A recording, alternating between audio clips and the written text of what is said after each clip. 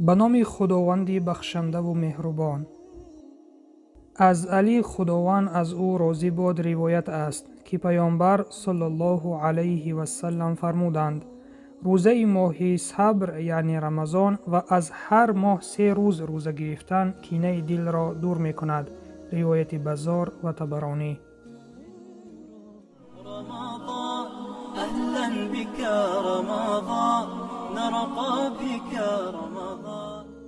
در شرح این حدیث علما می گویند پیامبر صلی الله علیه و سلم ماه رمضان را ماه صبر نامیده اند، زیرا انسان در این ماه از صبح صادق تا غروب آفتاب نه تنها از خوردن و آشامیدن و جماع خودداری می نماید، بلکه از غیبت و تهمت، دروغ و بهتان و سخنان فحش و بیهوده نیز خودداری می کند و برای این همه انسان نیاز به صبر دارد.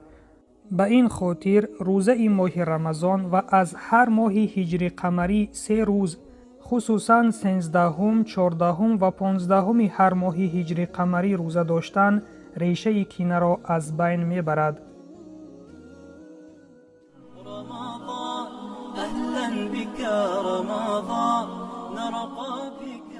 بله برادر و خواهر ایمانیم، پیامبر صلی الله علیه و سلم رمضان را ماه صبر گفتند.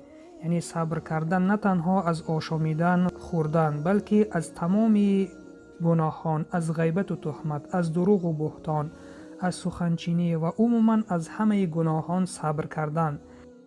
رمضان یک معلم است که وادار میکند که ما در این ماه از این گناه ها خود را باز داریم و این چونین تمامی سال باید این چونین زیست، از این گناه های کبیره دور شویم. و این چونین از مضمون این حدیث ما فهمیدیم که روزه ماه رمضان و از هر ماه هجری قمری 3 روز روزه داشتن کینه را از دل پاک میگرداند. پس با روزه رمضان و از هر ماه 3 روز روزه داشتن دل خود را از کینه و بدبینی پاک بگردانیم. و سلام بر آن شخصانی که راه هدایت را پیش گرفتند.